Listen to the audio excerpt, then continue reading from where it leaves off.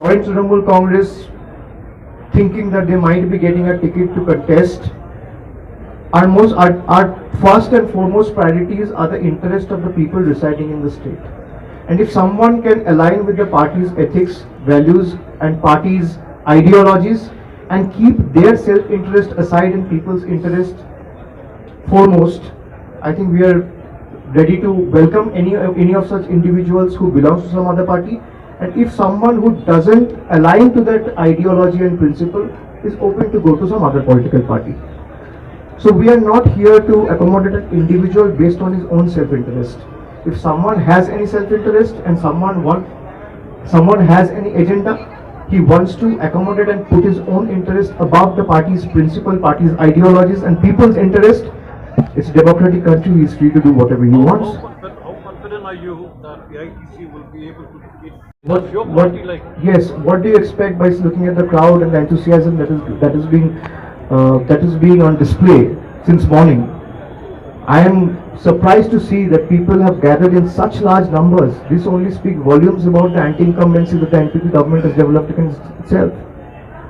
So I am 100% optimistic and I am quite confident.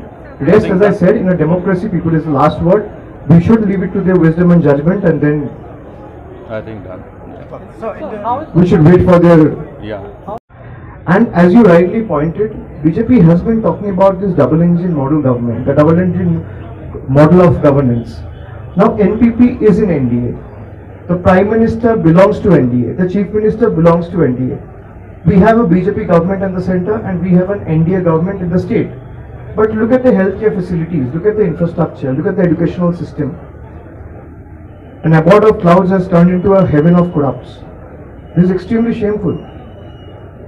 So we will make sure that we are able to bring back the lost glory of Meghalaya and every Meghalayans live their life with utmost dignity and respect in the days to come. ILP has been a long-standing demand. Come back in power. This side, this side.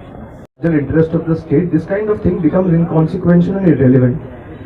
BJP had used so much amount of money in Bengal elections, you all have seen, to create a media hype, to create a momentum, to create attraction in their favor, which was not at all organic.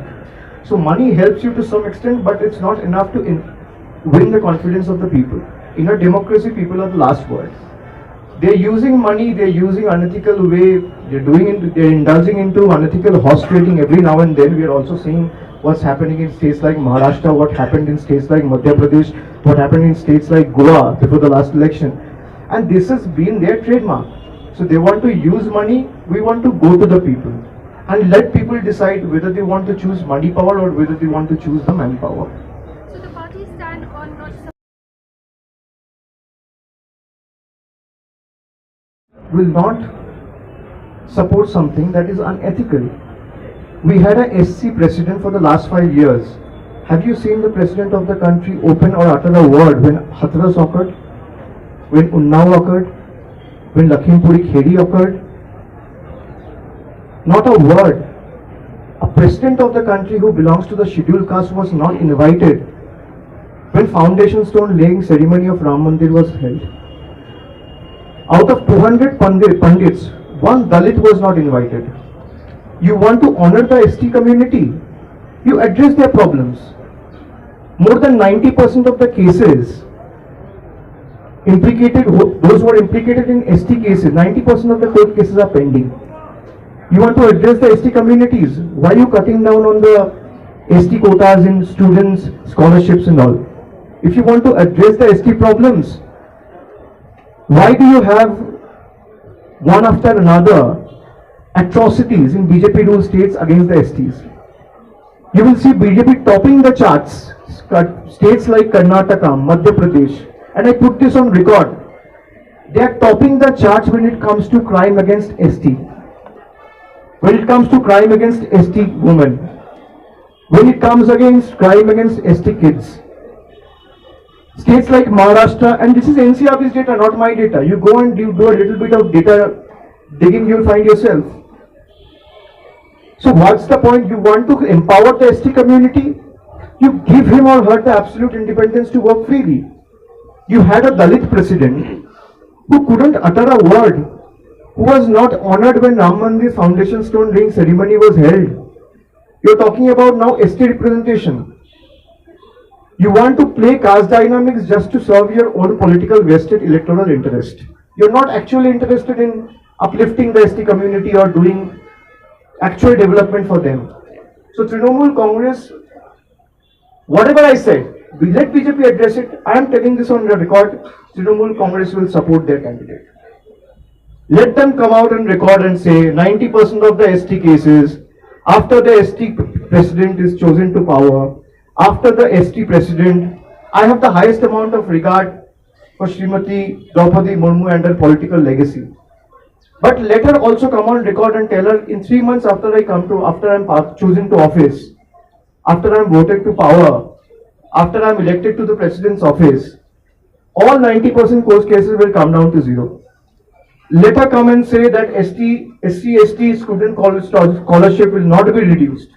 Let her come and say states like Gujarat, Uttar Pradesh, Karnataka and Madhya Pradesh, who are topping the charts when it comes to atrocities against ST women and ST community, will have zero cases next year onwards. Let her come and say, I will open my mouth and not pay heed to what the government or the Prime Minister or the Home Minister thinks, and will act and will not act as a subservient to the government, and will do to take the government, to make the government accountable and make sure that the government operates remaining within the ambits of Constitution. I will work as the true custodian of the Constitution. We will support her. These five things. Done. Let's take Done. this question. Done. Your party Yes. has been tagged as a Bengal party by the opposition. Who has tagged? I don't know. Opposition will, sir, opposition will do. Few of your MLAs All right. decided to jump to another Can- party. It's because of this reason. Can I answer? Is Congress a Marathi party? AAP was started in Delhi. Is AAP a Delhi party? So opposition, as I said, we are a national party. National party, the status has been accorded by the Election Commission of India. I am not saying. You go and check with the Election Commission, there are 6 or 7 national parties out of the 1700 political parties in the country. So we are one of them with regional ethos. So opposition will do their job. They will try to label and brand Trinamool as a Bengali party. Obviously we come from Bengal.